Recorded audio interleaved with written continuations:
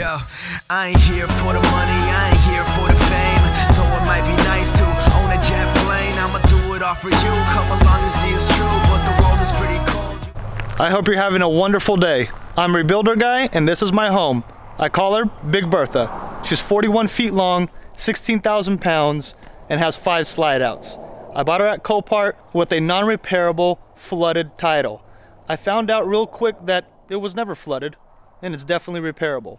So I started replacing some of these components.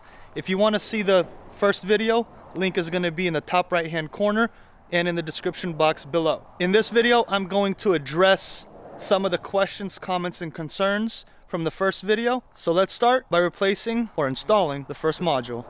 One of the very first modules I realized that was missing was this control panel here. It controls the fridge, and right next to it, there's supposed to be a recall box. After doing some digging and some research, I realized it was no good. So I contacted a company that specializes in these modules. They're called ARP. So I bought their Fridge Defend unit. It regulates, actually it monitors the temperature in the chamber here and shuts off the fridge when it gets too hot, because these are known to catch fire, and I definitely don't want that happening in this one. If you're interested or you're worried about your fridge, their link is going to be in the description down below.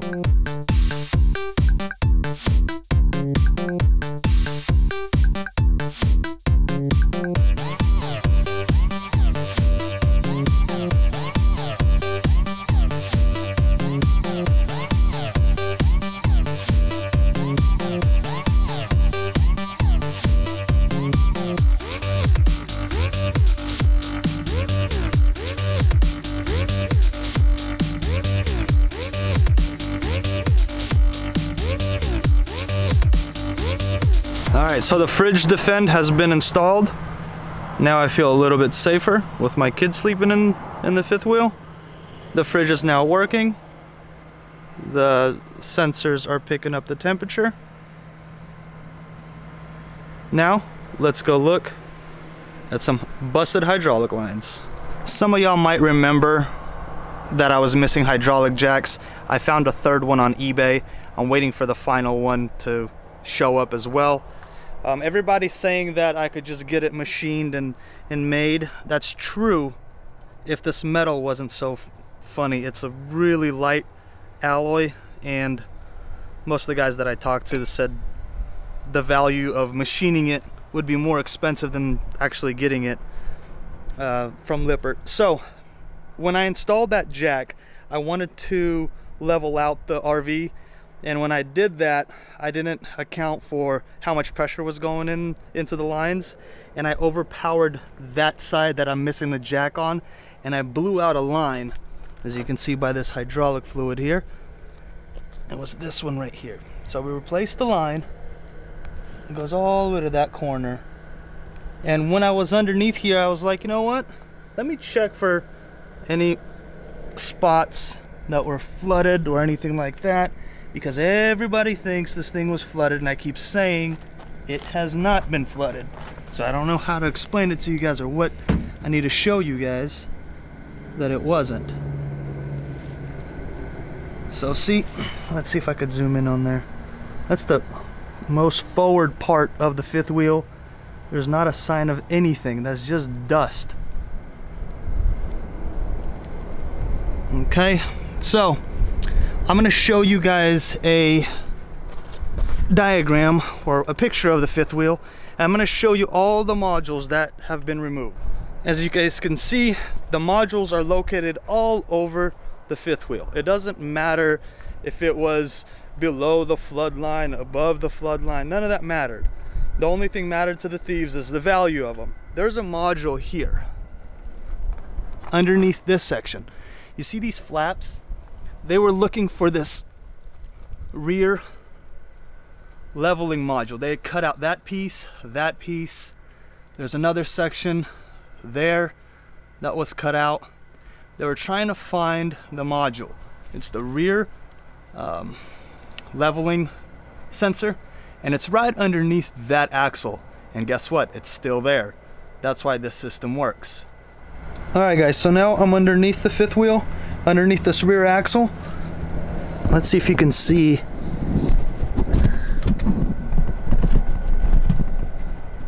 See where that flashlight's being pointed at? There's a yellow and green wire that come up to that module that control the leveling of the fifth wheel, and it's not removed. So I hope that disproves some of your guys' theories. Let's move on to the trucking situation for this fifth wheel. Finally got a hitch installed. Let's see how this is gonna go.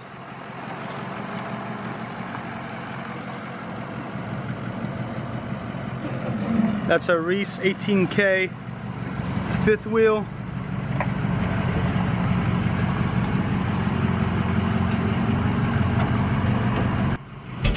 Good! This truck is holding it. I know I'm not supposed to move it with the slides out, but it is what it is.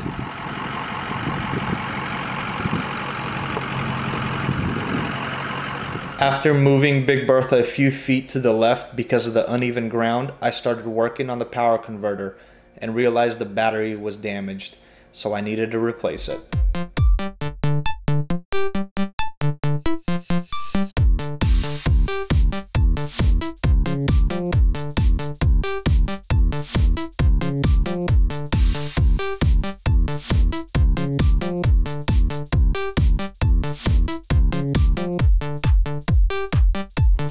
After that electrical short, I ran inside and checked the fuses and the breakers. Everything checked out good.